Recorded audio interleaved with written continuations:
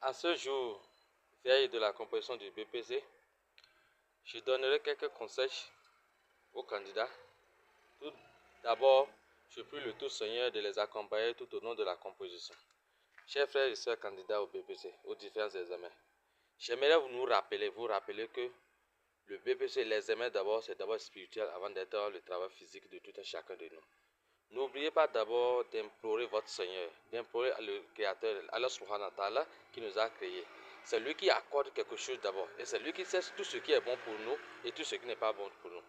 Prions pour que sur cet examen, ce BPC, ce bac, si c'est bénéfique pour nous dans ce BAM, dans l'au-delà, qu'il nous les accorde. Mais que si cet examen, ce BPC sera une perte pour nous, ou que ça ne sera pas profitable, qu'il nous accorde ce qui nous sera profitable. En deuxième lieu, ce que je nous rappelle, c'est que, chers frères et sœurs candidats, le BPC, c'est d'abord ton travail. Surtout ton travail avant même la chance.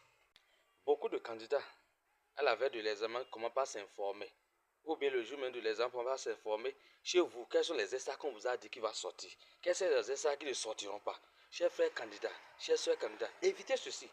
Aucun professeur ne sait quelle épreuve sortira le jour des examens.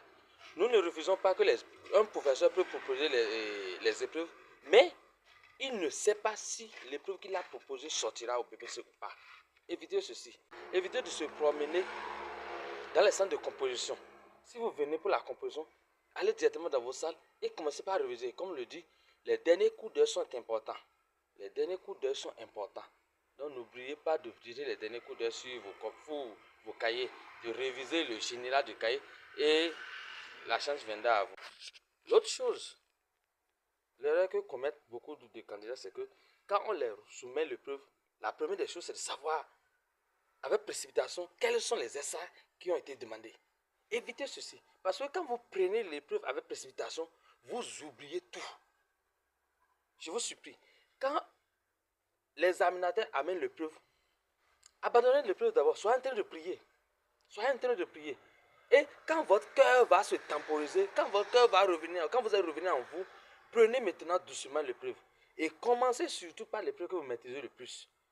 Et par la suite, venez sur les épreuves que vous ne maîtrisez pas. Car vous ne saurez pas si l'épreuve que vous ne maîtrisez pas là vous prendra plus de temps.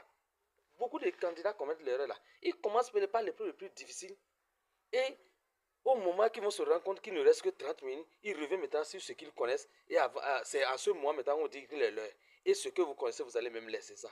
Donc, commencez par ce que vous connaissez. Et revenez maintenant sur ce que vous ne connaissez pas. Et surtout, traitez tout. Parce qu'il arrive des fois que les preuves soient erronées ou des fois, je l'ai dit, que les preuves soient erronées, on dit que tous les élèves qui ont traité tel exercice, accordez-les les points. N'oubliez pas ça aussi. Et toutes les matières sont importantes. Parce que ne vous dites pas que moi je suis littéraire, je suis scientifique. Un trou en français peut consommer la montagne de mathématiques ou des sciences.